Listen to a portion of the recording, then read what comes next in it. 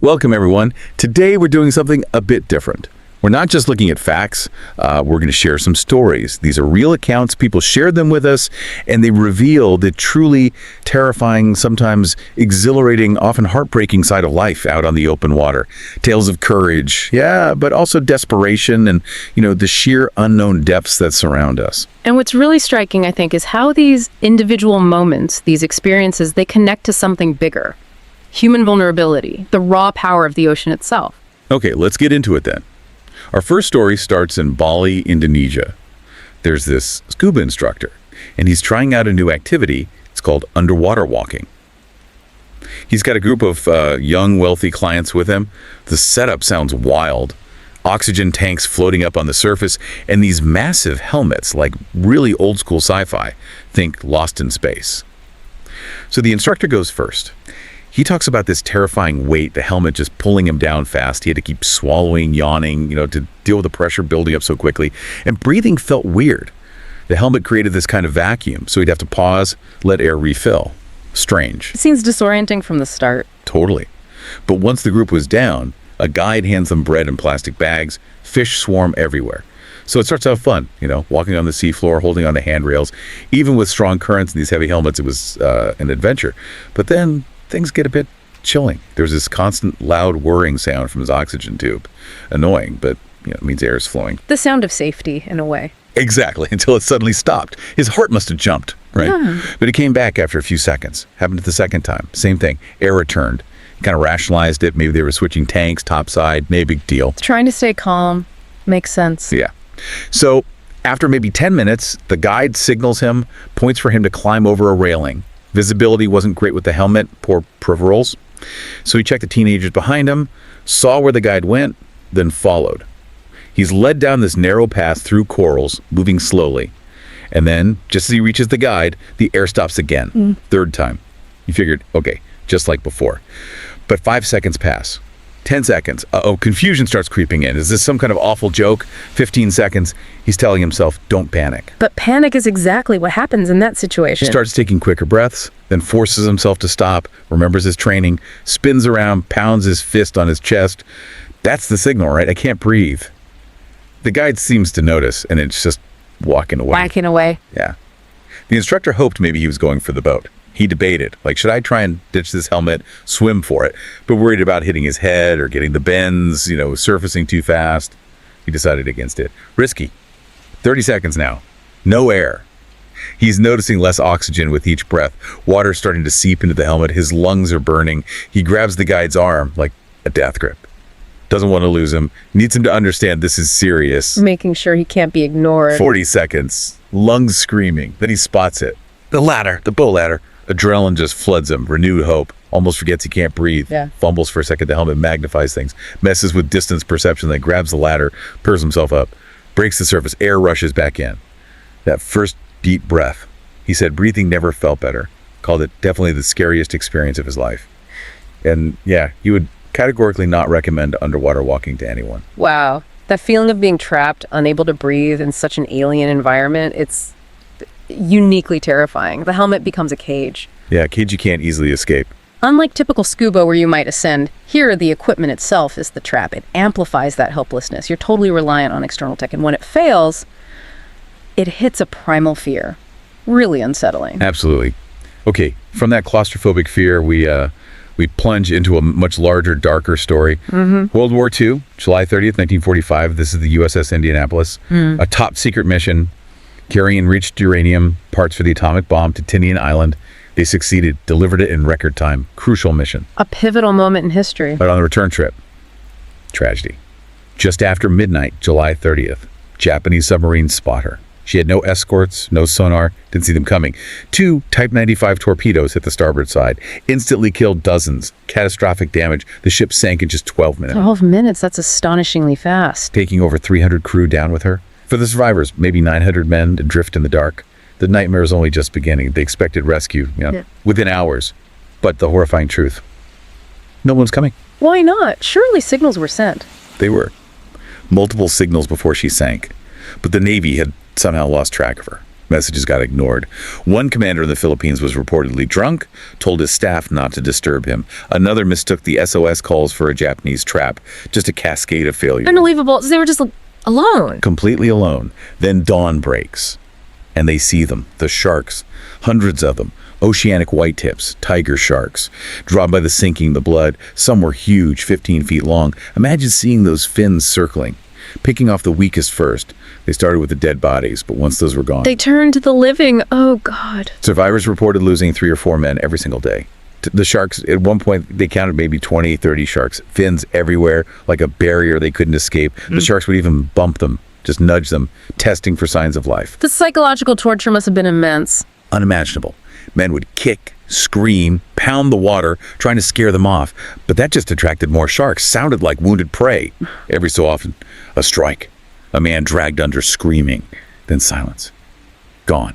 Imagine hearing that right next to you. Just horrific. And the sharks weren't even the only killers. The elements were brutal. Scorching sun during the day, blistering skin, men prayed for night. But at night, freezing cold, hypothermia, teeth chattering, trying to kick to stay warm just made them targets again. A constant battle on all fronts. Absolutely. And after days of this, people started losing their minds, hallucinations, seeing islands, hearing planes that weren't there. One sailor remembered a shipmate claiming he saw the Indianapolis below them, said there was purified water down there, kept diving down, inviting others, but he was just drinking salt water. Died soon after from saline poisoning. The desperation driving them mad. Then, the 4th day, an AVC plane, just by chance, flew overhead, spotted them. One of the crew waved, and the survivors just broke down. Tears of relief. Saved. But out of nearly 1,200 crew, only 317 survived. Such a devastating loss. And the horror didn't end there for everyone. Captain Charles McVeigh, the commander, he was court-martialed in November 45. Initially for failing to order a abandoned ship, but he was cleared of that. Convicted, though, for hazarding the ship. Basically, not zigzagging to avoid torpedoes. Wasn't that controversial? Highly controversial. Even the Japanese sub-commander testified zigzagging wouldn't have mattered. He'd have sunk her anyway. But McVeigh was convicted. Though his record was later cleared, he never forgave himself. He received these horrible Christmas cards for years from grieving families. Things like, "Merry Christmas. Our holiday would be merrier if you hadn't murdered my son." Oh, that's brutal. The weight of that blame. He couldn't escape it.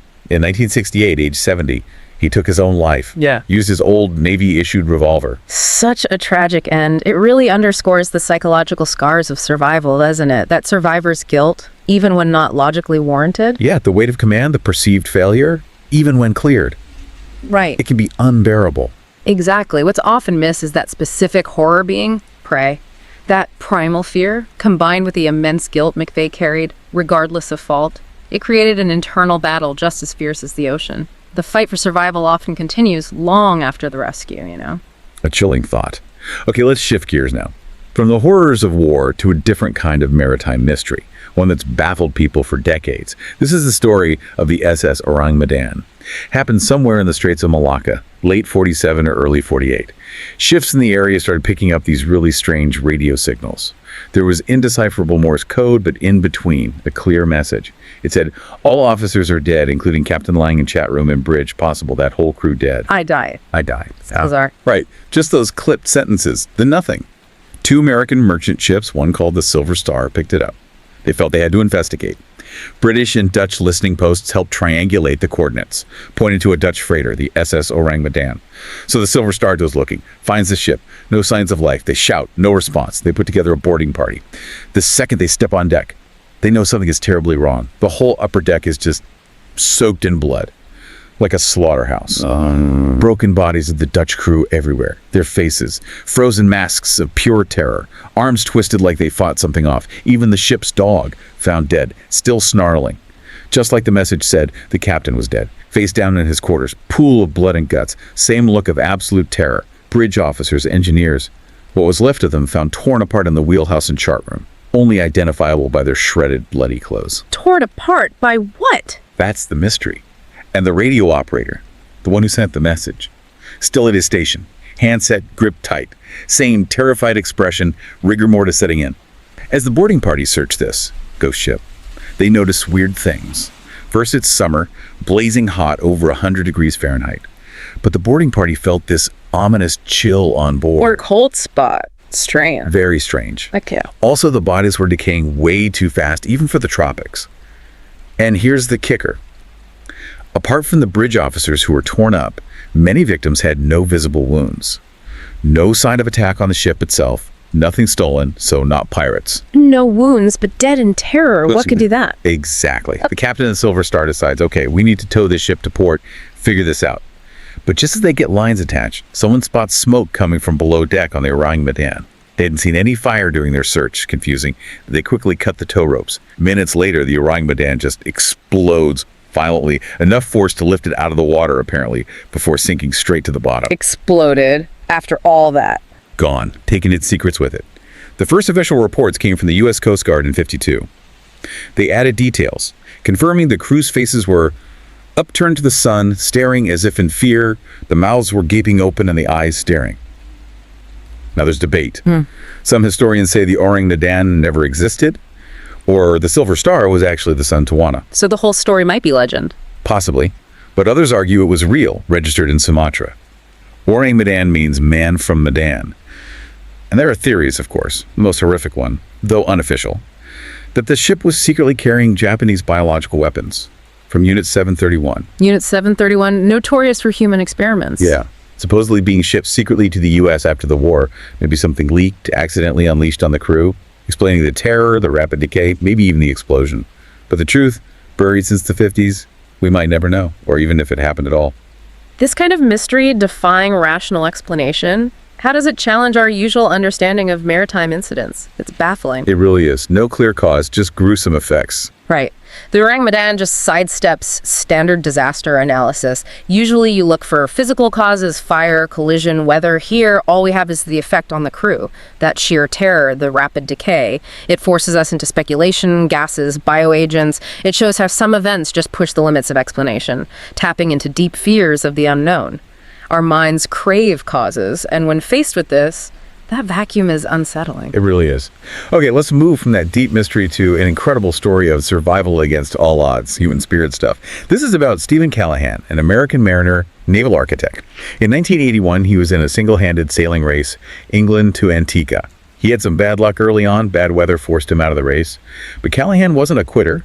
He repaired his boat, the Napoleon Solo, which he designed himself, and decided to finish the voyage anyway. Determination. Definitely. So he's back out in the Atlantic. Days later, hits a fierce storm, gale force winds, huge waves crashing over his small boat. It rages into the night. Then, in the dark, howling wind. Bam. Something massive hits the side of the Napoleon Solo. The boat starts filling with seawater fast, sinking. Callahan has to abandon ship alone in the middle of the storm. Nightmare scenario. Truly. But as dawn breaks, he's in his small life raft. And he's prepared. Before the boat sank, he grabbed crucial gear. Sleeping bag, emergency rations, a small spear gun, and Solar Still's clever devices that can make about a pint of fresh water a day from seawater. Resourceful even in crisis. And experienced. He figured the currents and trade winds would push him west, towards land, towards civilization. Food was the immediate problem, though. Rations ran out fast, but again, resourceful. He noticed these little ecosystems forming around floating debris barnacles, tiny life forms. They attracted fish, mahi-mahi, triggerfish. He used his spear gun, managed to catch enough to survive, but, small fish attract bigger fish. Here come the sharks again. Yep. Wakes up one day, hears this gentle lapping, looks over, not fish, 3 large dorsal fins circling the raft. Sharks. As they got closer, he could hear their skin like sandpaper scratching against the thin nylon sides of the raft. That sound alone. Terrifying. Must have been a constant reminder. Something out there wants to eat you. And could easily rip through the raft, his only protection. So Callahan had to fight back. Shaking, terrified, he starts jabbing at them with the spear gun.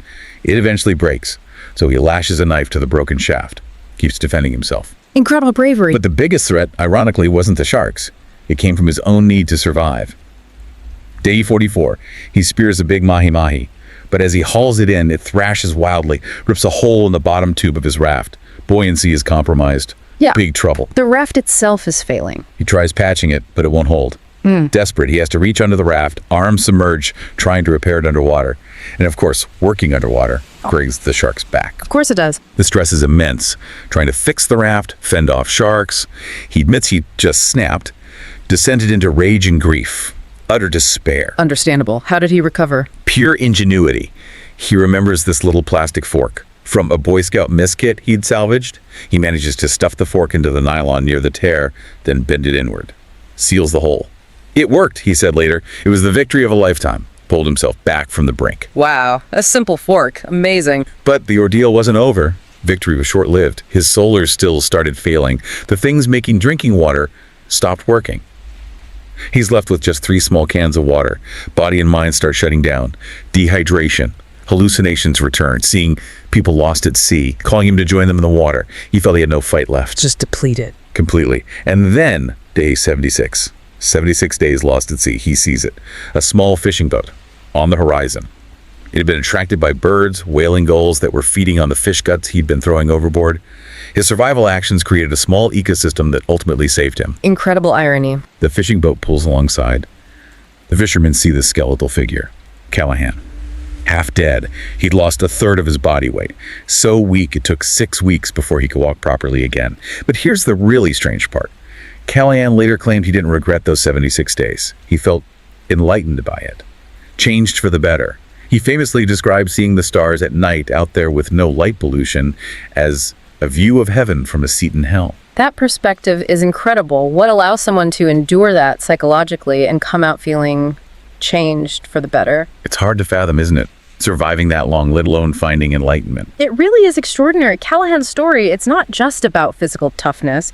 It's about deep psychological resilience. His constant problem solving, like that fork repair, shows crucial cognitive flexibility, but also finding purpose, finding meaning in the struggle itself that transforms despair. It's a reframing of extreme adversity we see in some profound survival stories. He kind of transcended the physical pain by connecting deeply with his environment, harsh as it was. Powerful transformation. Okay, switching gears again. From individual survival epics to a story about a community impact and a more modern disaster. This comes from someone who grew up on the Mississippi coast, spent his whole life on the water, working fishing charter boats. But he says the biggest eye-opener he ever had was the Deepwater Horizon oil spill in 2010. Ah, yes. A huge environmental disaster. Huge. After the spill, BP started this program, registering local boats for cleanup efforts.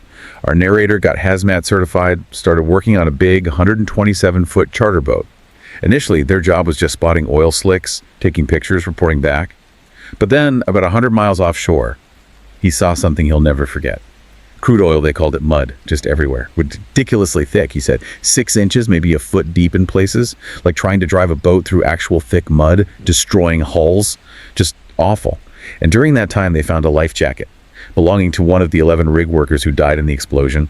He described finding that as a haunting moment, to say the least. Puts a very human face on the disaster, doesn't it? Absolutely. Then the job shifted from spotting to active cleanup. Pallets of skimmers, absorbent materials show up on the docks. Now they're handling toxic sludge directly in 100+ degree heat, 12 hours a day. Grueling, dangerous work. And strict rules. Only needed 1 hazmat person per boat. Only 4 people allowed total. He talks about being stranded out there twice because the shrimp boats they were working with just decided to go home. Left them stuck with rounded up crude due. They couldn't leave unattended. Nobody could have ever imagined what we were getting into, he said. The sheer scale must have been overwhelming. And frustrating, too. He mentioned seeing some boat bosses getting greedy, charging BP for every miscellaneous thing, led to some boats getting shut down, which hampered the actual cleanup effort by people trying to do the right thing. Really disheartening. They worked over 3 months, every day seeing schools of dead fish, dead sea turtles, just constant reminders of the damage. The environmental toll was immense. But there was a moment of hope. On one of their last trips out, maybe 20 miles offshore, they see the water ahead looking like it's boiling, colored red, orange, yellow. As they get closer, they realize it's fish. Thousands upon thousands of red fish and Jack Crevalle. A massive school, water boiling, stretching as far as they could see, maybe 100 yards wide, being surrounded by that teeming life. He said, it cannot be described with words. It was incredible. A sign of resilience amidst the devastation. Yeah, it gave him hope. Maybe what they were doing was helping. He said it's still the most incredible thing he's ever seen on the water, besides the spill itself. But he adds a sobering note. There are still tons of oil out in the Gulf.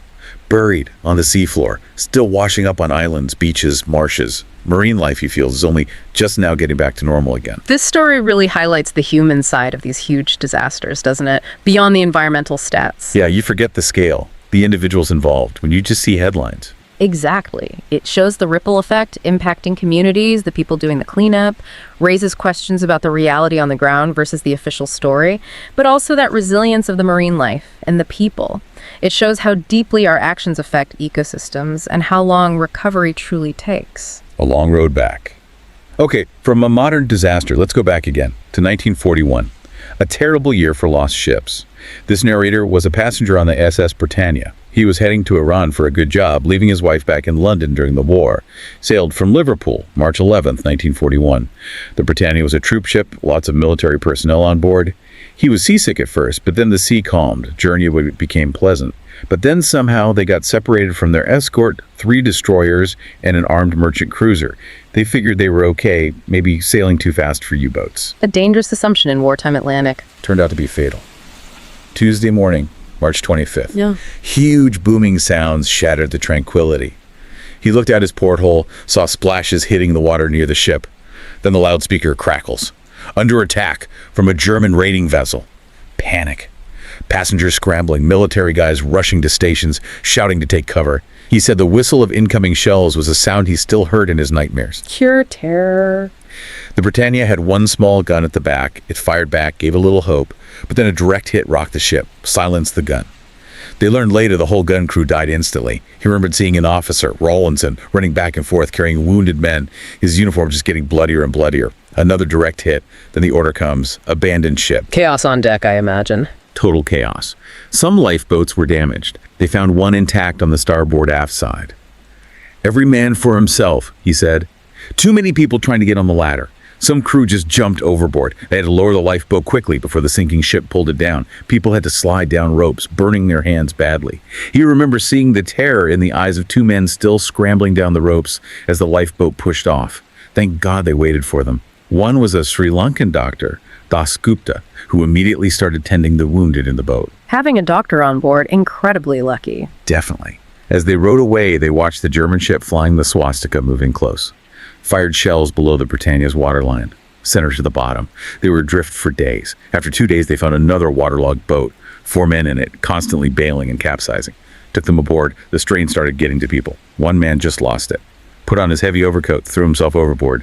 Sank too fast, couldn't save him. The psychological toll again. And the sharks. Again. Virtually all the time, he said. Drawn by the blood from the wounded, fins everywhere, swimming right alongside the boat. Dead eyes staring up at us, knowing death was just feet away. Horrible. Constant gnawing fear. After a few days, someone suggested swimming to relieve cramping. Risky. They put oars across the boat for people to hold on to, took turns. Narrator went in but didn't swim far. Then they got a huge scare. A pot of whales came by. Great whacking fins, he said. Could have easily smashed the lifeboat. Just one danger after another. Then salvation. Turns out Officer Rawlinson from the Britannia and a French baroness had been picked up earlier by a Spanish ship, the Cabo de Hornos. They persuaded the Spanish captain to keep searching for other survivors. On March 29th, the men in the lifeboat saw the Cabo de Hornos all lit up, fired a flare, rowed towards it. Climbing the rope ladder onto the deck was agony. They were so weak. Collapsed on deck, desperate for water, which had been severely rationed. They were given water and 1 sandwich each. Took about a week to recover. He called it the worst experience of the war for him. Said he thanks God every day he survived. The Britannia story really layers the dangers, doesn't it? The inherent perils of the sea, amplified dramatically by the chaos and malice of war. It's like facing 2 enemies at once, the ocean and humans. That intentional threat must add a whole different level of terror. It's a critical difference. A storm is indifferent. An enemy warship intends to kill you. That adds paranoia, fear of capture, deliberate targeting. It can be even more crushing psychologically than fighting the elements alone. It shifts the struggle from being against nature to being against another conscious, hostile will. A grim distinction. Okay, for our final story, we come closer to shore and closer to the present day, but no less chilling in its own way. This happened in Brighton, Australia. Yeah. A 16-year-old kid, Sam Kenazay, played some soccer, went down to the beach to cool his sore feet in the shallow water. Sounds perfectly normal, harmless. Totally. He's waiting there for about half an hour. As he walks out, feels this weird sensation on his feet and ankles, almost like pins and needles, he described it. Looks down, his legs are just covered in blood, dripping onto the sand. What? From what? He didn't know. Tried washing it off in the water, thinking salt water would help, but it just kept bleeding, wouldn't stop. His dad rushes him to the hospital. Sam's sitting there, and blood is literally pooling under his feet from thousands of tiny little pinprick wounds. Thousands. That's bizarre and terrifying. Nobody at the hospital knew what caused it. They called toxicity experts, marine experts, stumped. Then someone suggests sea lice. Tiny marine parasites related to shrimp, only about 6 to 13 millimeters long. They're not venomous, bites usually aren't serious, but Sam's injuries look like something had been feeding on the tissue. Still, the experts initially said, creatures that small couldn't do that much damage. So what was it then? Well, Sam's dad had this brilliant, if slightly gruesome idea. He went back to the exact spot on the beach, took a pool net, put some raw beefsteak in it, and lowered it into the water. Waited a bit, pulled it out. Horrifying discovery. The steak was swarming. Hundreds of tiny crustaceans clinging to the raw meat. And they weren't just eating it, they were visibly draining the raw steak of its blood. Wow, so it was the sea lice, or amphipods, technically. Exactly. Lysine acid amphipods. Turns out, while the young ones aren't aggressive, when they find a protein source, adult sea lice, especially females, are aggressive feeders. And sometimes they feed on blood, explains Sam's injuries. Thousands of them attacking at once. Even the marine biologists were stunned. One, Dr. Walker-Smith, said it was impossible, like they were waiting to attack like piranhas. But Jeff Weir from the Australian Dolphin Research Institute said he'd had a similar, milder experience after a night dive bleeding from his face, but called Sam's case the worst he had seen. Weir stressed they're actually important little critters, though.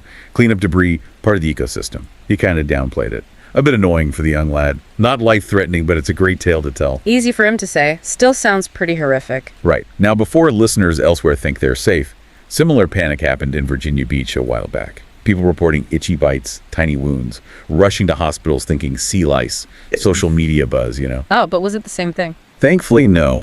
Turned out to be blue crab larvae, called megalops. Christopher Witherspoon from the Virginia Aquarium explained they look like tiny alien lobsters. Their little pincers can irritate skin, cause a rash maybe, but they're harmless.